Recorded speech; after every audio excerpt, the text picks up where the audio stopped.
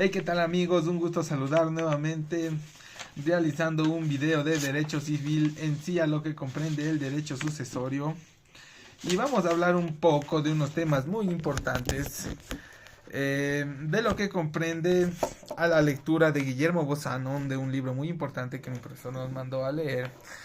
De los temas en lo que sí comprenden las acciones sucesorias, la petición de bienes y beneficio de separación en el derecho sucesorio ecuatoriano. Pues bien, para todo esto vamos a tener en cuenta, para empezar, hablando sobre la petición de herencia. Y cuando hablamos de la petición de herencia, vamos a hablar en sí de la sucesión, ¿no es cierto? De un causante a la herencia de, de la persona que va a recibir. Pero además de recoger bienes, derechos y obligaciones en el caso del heredero y los bienes en el caso del legatario, tenemos que tener en cuenta que existen acciones, ¿cómo le diría?, de los herederos, por así decirlo. Estas acciones son tres y tenemos que tener muy en cuenta, ya que son de suma importancia. Así como existen acciones para los herederos, existen acciones para los legatarios, pero eso ya vamos a ver más adelante. Entonces, existen tres. El primero sería la acción de petición de herencia, ¿sí? El segundo, como segundo punto, tenemos la acción de reivindicación o la acción reivindicadora. Y por último, tenemos las acciones especiales. Ya, pues bien, como primer punto, tenemos la acción de petición de herencia. Y comprendemos que al heredero se le llama en este caso auténtico, ¿sí? Así es como le definimos al heredero. Aquí en la acción de petición de herencia comprendemos que, a ver, aquí una tercera persona que no tiene nada que ver con la herencia cree que es heredero por estar en la posesión de un bien. Ya, ¿esto a qué se refiere o qué nos quiere decir? Por ejemplo, para poner un ejemplo facilito,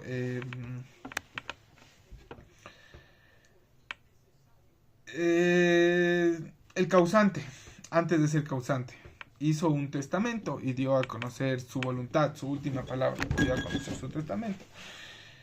Y resulta que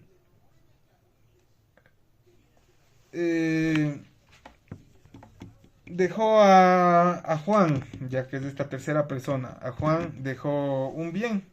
Pero resulta que Juan ya conoció de esta última palabra del testador y él vivía confiado que ese bien era de él ya iba a ser de él. Pero resulta que en el transcurso del tiempo, de un punto a otro punto, en ese tiempo, el testador decidió cambiar su voluntad y decidió hacer un nuevo testamento, ¿no es cierto? En el cual ya no le puso a Juan, sino le excluyó. Entonces, al momento de su deceso o al momento de convertirse en causante, Juan cree que ese bien era de él, pero resulta que no es de él, no es un heredero. Entonces aquí entra clarito esta acción de petición de herencia, porque dice que una tercera persona que cree heredero por estar en posesión de un bien, como ya le decimos, Juan estaba en el bien y el causante dio a conocer su testamento, pero resulta que en el transcurso del tiempo cambió su última voluntad y Juan ya no es heredero. Entonces, ante esto, los verdaderos herederos pueden ejercer la acción de petición de herencia. Eh, Ahora, ¿quién es el encargado de disolver o de ejercer eh, de disolver este problema, no de disolver esta situación y de ejercer la acción de petición de herencia? Es el legislador. Pues todo esto tiene como resultado o viene a determinar quién tiene derecho a recoger la herencia. Estamos hablando de quién tiene el mero derecho de recoger la herencia. A esto se le conoce el heredero putativo y el heredero auténtico. Hay dos clases, el heredero putativo y el heredero auténtico. Pues bien, el heredero putativo es quien se cree un heredero genuino, quien se cree un heredero legal, por así decirlo. Eso es un heredero putativo, el que se cree, dice, no, yo soy heredero, cree que es heredero, pero no lo es. Y el auténtico, sí, el auténtico es, por ejemplo, el legal, el amparado por la ley, por el derecho, por la norma. Eh, entonces hay que tener en cuenta, ¿no? El putativo y el auténtico. El putativo el que se cree y el auténtico es el auténtico. Pues bien, la acción de petición es aquella en la cual el heredero comparece ante el juez. Ya, como ya lo dijimos, comparece ante el juez. Pide que se le reconozca su herencia o su parte de la herencia y que se le restituya la misma. Pues ya sabemos, ¿no? Que se le reconozca tal como heredero y que se le restituya su patrimonio, su herencia, ¿no es cierto? El que pruebe una herencia al que tiene derecho y está ocupada por otra persona esa herencia, tiene la acción que se le adjudique la herencia, que se le devuelva su herencia, porque la otra persona solo está ocupando la herencia pero no tiene mero derecho sobre la misma. Ahora, otro punto muy importante es que la acción de petición de herencia expira en 15 años. Eh, como ya lo dijimos, esto se propone ante un juez competente en donde... pero, o sea, tiene que ser el juez competente a donde el causante fue domiciliado. No en el lugar en el que muere, no, eso no. Es en el lugar en el que él vivió, en el lugar en el cual él estaba, en el lugar en el cual vivía, estaba hospedado, no hospedado, donde él residía, exacto. Em, entonces, no en el lugar donde muere, porque digamos él tenía su residencia en Quito, él residía en Quito y se fue a morir en Guayaquil. Entonces ahí entra el juez competente de Quito, no de Guayaquil, sino de Quito, porque él vivía en Quito, pero murió en Guayaquil. Son dos cosas muy, muy diferentes. Eso en cuanto a la acción de petición de herencia, por así decirlo. Por otra parte, tenemos eran tres, ¿no? La acción de petición de herencia, la reivindicadora y las acciones especiales.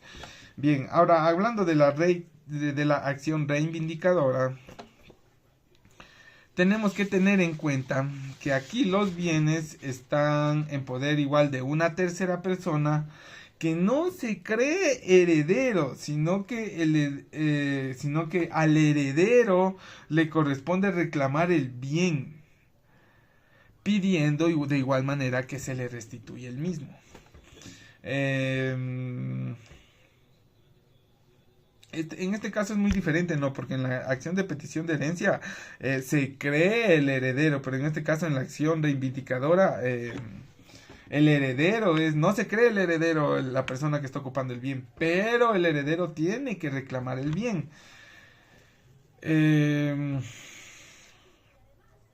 ¿Cómo no se cree el heredero? ¿O cómo se da el ejemplo? Por ejemplo, cuando hay personas que tienen varios bienes, ¿no es cierto? Yo, Luis Fernando Cuello, tengo 5 casas. Ya, y resulta que de las 5 casas, 2 tenía arrendadas, en una vivía, en 2 vivía, en una tenía una ciudad, otra en otra ciudad, y pasaba de una ciudad a otra ciudad. Y había la quinta casa en la cual yo tenía en otra ciudad en la que vivían mis familiares. Y como supuestamente yo soy una persona de posibilidades, no le tomaba atención a esa casa. y la tenía ahí botada. Y resulta que ahí vivían mis abuelos y se murieron mis abuelos y un hermano de mi mamá, mi tío, se pasó a vivir ahí y después mi tío falleció y se pasaron los hijos y ellos piensan que la casa, o sea, no piensan, no, pero o sea, utilizan la casa sin tener en cuenta de que detrás de todas esas sucesiones o detrás de todas esas muertes, detrás de todos esos causantes, existe un verdadero dueño, un verdadero propietario.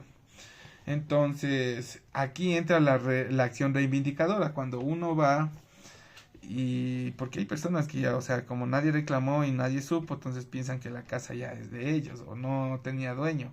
Entonces ahí me corresponde a mí, eh, como heredero, reclamar la casa, o así por así decirlo. O exacto, sí, un ejemplo así, así, para que más o menos me entiendan. Sí, al último no puse bien el ejemplo, porque cómo reclama la casa si yo soy el causante. Entonces, el que sigue de mí tiene que reclamar la casa. A eso vamos. Entonces, ¿a quién le corresponde? Es al heredero. ¿Contra quién se debe interpretarse eh, la acción reivindicadora? Es contra las personas que están utilizando la casa. ¿Cuáles son las consecuencias? Que yo vuelva a tener mi bien. Y el tiempo de prescripción es igual. Son 15 años, al igual que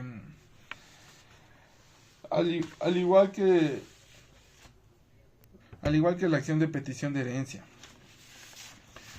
Por otra parte, hay otra cosa, los herederos son quienes plantean la acción reivindicadora, ya como lo dije, ¿no? La acción se deduce contra las personas que tienen el bien en poder, eso igual lo dije, al igual que la acción de petición expira en 15 años. Esos son 3 puntos muy importantes que vamos a tener en cuenta.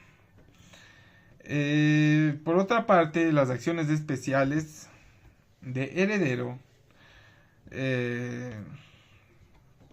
siendo el heredero el continuador de la personalidad jurídica y económica del causante, pues quien va a ocupar su puesto recoge bienes, derechos y obligaciones. Si el causante tenía deudas, las recoge. Si el causante tenía asuntos pendientes, los recoge. Si el causante tenía obligaciones con A, B, C y E, las recoge igualmente. Entonces el heredero recoge todo esto. Los herederos están respaldados por 3 acciones: la acción de petición de herencia, la reivindicadora y las acciones especiales.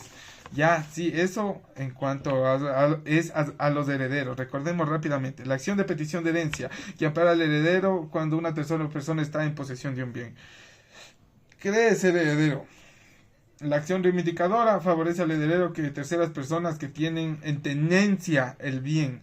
Y las acciones especiales que asisten al propio cuyus en sus derechos y obligaciones. 3 puntos muy importantes que tenemos que tener en cuenta: la petición de herencia, la reivindicadora y las acciones especiales. Por otra parte, tenemos las acciones de los legatarios. Así como las asignaciones a título universal se dan para los herederos, también están revestidos de un conjunto de acciones para los legatarios. Las acciones dirigidas a precautelar los derechos e intereses, respetando la voluntad del testador, asignan una serie de especies de cuerpos, por así decirlo, indeterminadas de tal género. O sea, por decirlo así, ¿cómo lo explicaría mejor? Las acciones de los legatarios se entienden desde 2 puntos de vista, por decirlo así. O sea, existen los legatarios de especie y los legatarios de género.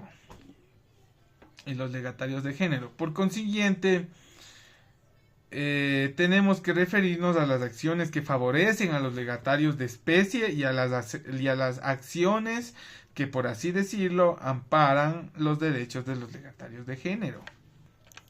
Entonces, aquí tenemos como que más o menos las acciones de los legatarios de especie son 2.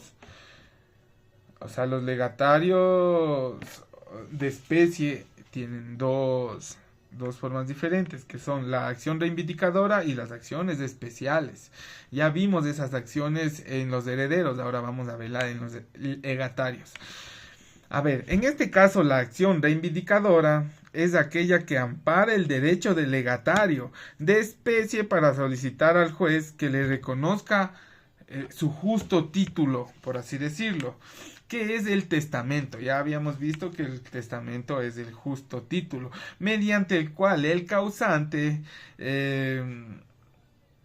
ha hecho la asignación de su herencia, de sus bienes, por así decirlo, de esta especie, como lo dijimos así, y ordena que en esta que está en posesión de dicho bien, o quien está en la posesión de dicho bien, lo restituya a su verdadero heredero, o a su legítimo dueño, perdón, porque ya estamos hablando de los legitimarios. Entonces, como titular del derecho de dominio que se origina en la voluntad del anterior o del antecesor, manifestada testamentariamente. Por ejemplo, a ver, veamos así, desde un punto de vista. Si el testador en su carta testamentaria dispone: asigno mi casa de la avenida Juan Tanca Marengo 2400 a Fernando, pero dicho inmueble está ocupado por Juan, ¿quién se niega a reconocer el derecho de esta? Procede pues la acción reivindicadora, la misma que prescribe como en el caso de la petición de herencia. Es igualito. En la petición de herencia es igualito. Entonces la acción reivindicadora se da lo mismo en la herencia y en esto de los legatarios. La misma que prescribe como en el caso de la petición de herencia, prescribe a los 15 años. Sí.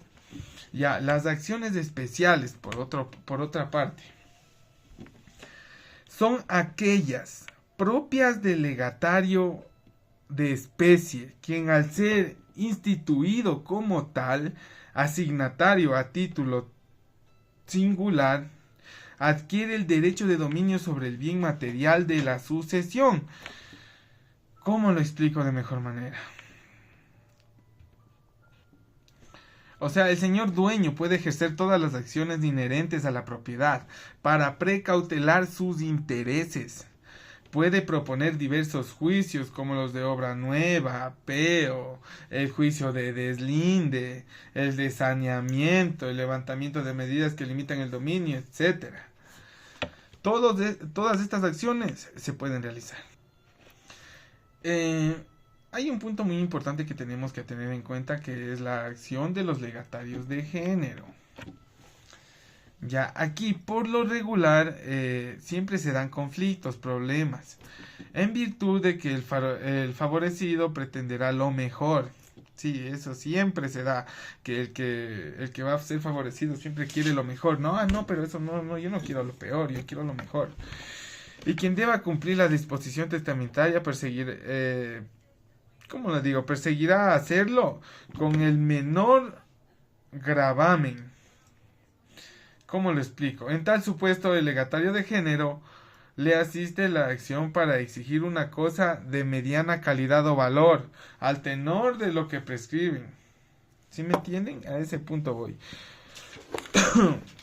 Que uno a veces siempre quiere lo mejor, pero no. Aquí el género le asiste a la acción de exigir una cosa de mediana calidad. De eso estamos hablando, de mediana calidad. Pues bien, ahora vamos a hablar un poco de la partición de bienes sucesorios.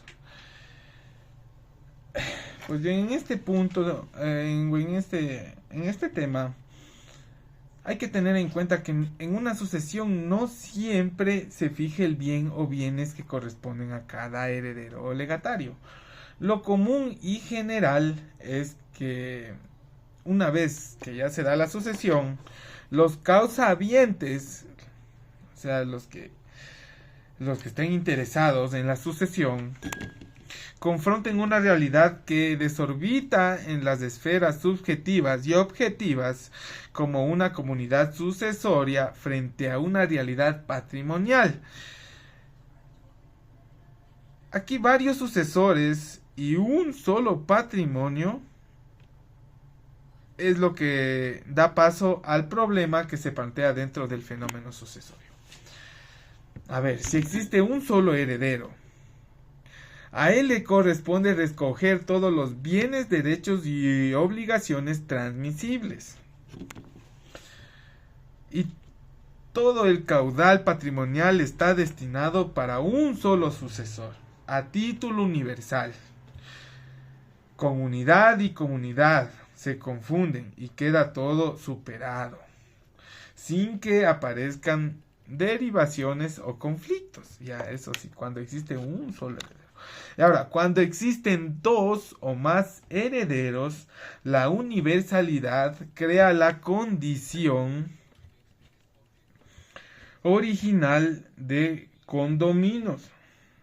O sea, automáticamente se produce, de hecho, la situación de prohibición, o más propiamente el condominio de los bienes sucesorios. Sí, para entenderlo así mejor. Aquí hay un tema muy importante que yo leí en el libro, o sea, más o menos decía que ninguno de los coasignatarios de una cosa universal o singular estará obligado a permanecer en la indivisión. Y decía que la partición del objeto asignado podrá siempre pedirse con tal que los coasignatarios no hayan dicho lo contrario, no se hayan puesto en contra. Es decir, que entre los varios coasignatarios se puede pactar libremente la indivisión. Los herederos universales, tanto en sucesión de intestato como en sucesión testamentaria, a quienes en este último caso no se les haya señalado específicamente lo que les corresponde, también los legatarios de cuerpo cierto a quienes se les haya asignado conjuntamente un bien, pueden convenir entre ellos, convencer, llegar a un acuerdo y acordar toda la partición de mejor manera sin estar dando mucho conflicto o dando paso a malos entendidos. En esto de la partición, por ejemplo, por tratarse de una institución tan importante, necesaria y útil en sumo grado, conviene invocar el testimonio de algunos tratadistas que me llamó mucho la atención, que interpretan por desarrollar de cierta manera o ampliar más el tema de esto de la partición. Y más o menos, por ejemplo, uno decía que partición se comprende como el acto mediante el cual normalmente, ¿cómo lo diría? Ha de concluir en comunidad hereditaria, por decirlo así. Uy, que se me cae la cámara. Ya. Bien, como íbamos diciendo, la partición es el acto mediante por el cual normalmente ha de concluir la comunidad hereditaria. Por obra de ella, la cuota aritmética y abstracta, o sea, la división o el total del que le va a tocar a cada quien, que cada uno de los coherederos tiene sobre la comunidad, ha de traducirse materialmente en bienes determinados sobre los cuales, ¿cómo lo diría?, adquirirá derechos exclusivos, por decirlo así. Ya. Eso en cuanto a este tema de la partición. Aunque pensándolo bien, también puede decirse que al hablar de partición, nosotros hacemos referencia a una serie compleja de actos tendientes a finalizar el estado de división existente por intermedio de la liquidación y distribución entre los partícipes, o sea, entre los herederos, de los que se encontraba indiviso, separando esa totalidad en las cuotas. El total del bien se divide para los herederos en su totalidad de herederos. de acuerdo a lo establecido en el derecho, de cuánto le toca a él, cuánto le toca a él, cuánto le toca a este. Entonces todo eso. Eso en cuanto a la partición. Mm, También teniendo muy en cuenta esto de la partición testamentaria, la partición testamentaria es aquella que ha practicado el propio causante y que está consagrada expresamente en el testamento. Eso tenemos que tener muy en cuenta.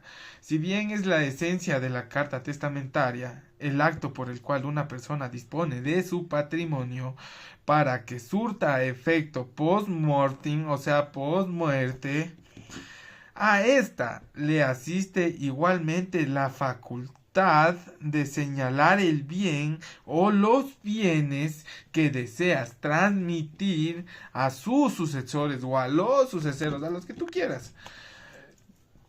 Lo procedente y lo aconsejado en este caso es que el mismo testador, a más de instituir herederos, por ejemplo, determine el patrimonio a quien corresponde, pueda, ¿cómo le explicaría? Pueda poner a cada uno como cuando se hacen estas clausuras declarativas y se dispone los bienes de la siguiente forma. Puede ser, instituyo como mis únicos y universales herederos. Así puede empezar diciendo, a ver, yo, fulano de tal, instituyo como mis únicos y universales herederos a mis hijos Susana, Fernando, Rodrigo, Miguel, por así decirlo, ya, por cuenta de la legítima rigurosa asigno, ya va a asignar a Susana el predio La Libertad, ya, por así decirlo, solo estoy poniendo un ejemplo. La Libertad, ubicado en la parroquia de Puellaro, ya, de este cantón, ya, ahí ya le está a Susana asignando un bien. Cualquier diferencia se imputará en parte a la cuarta de mejoras. Ya, a Fernando le asigno la casa número 3890 de la avenida Río del Amazonas, ya. Y le impongo la obligación de refundir 500,000 dólares, puede ser ya, a Rodrigo, a quien le dejo el terreno en la urbanización del Quito Tenis Club de esta ciudad, más los 500,000 que debe refundir Fernando, y a Miguel Ángel le asigno el predio número 578 de la avenida 12 de octubre de esta ciudad, imputándose la diferencia a la obra aparte de la cuarta de mejoras y en su totalidad a la cuarta de libre disposición que expresamente dispongo a su favor. O sea, le está detallando, pero es con punto y coma lo que el testador quiere. Quiere que a Susana le deja tanto, a Miguel le deja tanto, pero tiene que darle a Rodrigo tanto, y así, ¿sí me entienden? Entonces todo eso es una partición testamentaria hecho rigurosamente, tan detalladamente, que no hay manera de perderse. Es decir, en este caso propuesto, dado a que ya se dé su fallecimiento, ya abriéndose la sucesión, cada uno de sus herederos adquiere el derecho de dominio sobre los respectivos bienes materiales de la partición testamentaria, con lo cual se obvian situaciones complejas y se conjuran problemas de toda índole, que a menudo tienen que confrontar los sucesores. Este procedimiento es ágil y favorable a todos los interesados y al proceso hereditario mismo. Ahora bien, como no puede haber igualdad plena o equivalencia matemática entre los bienes que se dividen, queda al árbitro del testador equilibrar posiciones imponiendo obligaciones de refundición, o bien aproximándose un tanto a la realidad, a base de imputar las diferencias a las cuartas de mejoras o de libre disposición, Como en el ejemplo planteado que les di anteriormente, en que se interpreta la voluntad del antecesor es que cada uno de sus hijos reciba un bien raíz determinado y como sus valores no coinciden, se hace uso de la tercera asignación forzosa como de la cuarta de libre disposición para que exista una equivalencia. Si le dejo un terreno que está valorizado en tanto y le dejo una choza a mi hijo que no cuenta tanto, entonces la que tiene el terreno grande le va a tener que dar a mi otro hijo un tanto por ciento. Eso es lo que quiso hacer el testador, a eso es lo que nos estamos refiriendo. Y entonces, además, operando con créditos y deudas y tratándose de refundiciones, o sea, con créditos y deudas, entonces le dejo este con este crédito para el otro y con esta deuda que le debe dar al otro. A eso vamos. Entonces, a eso se refiere, ¿no? Y ahora en la partición voluntaria o convencional o extrajudicial, por ejemplo, la partición voluntaria convencional o extrajudicial la comprendemos como aquella, como aquella, la garganta de tata, como aquella, ¿cómo lo diría? En la cual los coasignatarios, mediante acuerdo unánime, o sea, todos van a estar de acuerdo, deciden dividirse el patrimonio materia de sucesión y proceden a la adjudicación pertinente. Esta clase de partición, como es común, a diferencia de la anteriormente contemplada, se realiza post-mortem, una vez que ya se haya realizado la muerte, una vez que ya el causante haya pasado a ser causante, por así decirlo. Entonces de ahí se da una partición igualitaria. Ah, sí, y como último tema, este beneficio de separación de los bienes es prácticamente para que no exista una controversia entre los bienes del causante a los del heredero. Para que, o sea, si él tenía una deuda, no se confundan con los bienes del otro y pueda todo tener un sentido básico, ¿no es cierto? Porque, o sea, el causante tenía una deuda y yo tengo otra deuda y cómo son los bienes y este bien tenía una deuda aquí, entonces para eso se da bien la separación de los bienes. Para separar, estos bienes son del testador, estos bienes son del heredero y así, punto final. Eso en todo en cuanto les puedo hablar sobre estos tres temas súper importantes de Guillermo Bozano. La verdad que se me hace un poco difícil tener un lenguaje fluido sobre esto. Estoy aprendiendo, todavía soy un estudiante de la universidad que está adquiriendo conocimientos. No soy un profesional del derecho ni un profesional del conocimiento de la materia. Así que me sepan disculpar cualquier malentendido o cualquier confusión que yo haya tenido en el video. Ya que como lo digo también estoy aprendiendo. Esto es materia de sucesiones y es parte de un trabajo, de un deber que me mandaron a realizar. Entonces, eso sería todo en cuanto puedo hablar del derecho de sucesiones. En cuanto a las acciones sucesorias, la partición de bienes y el beneficio de separación en derecho sucesorio ecuatoriano. Les agradezco y que pasen bonito y no se olviden de sonreír, ponerse guapos, lindos, porque la vida es bella. Todos tenemos problemas, dificultades, pero la vida es bella. Y Dios nos promete felicidad después de todo. Amén.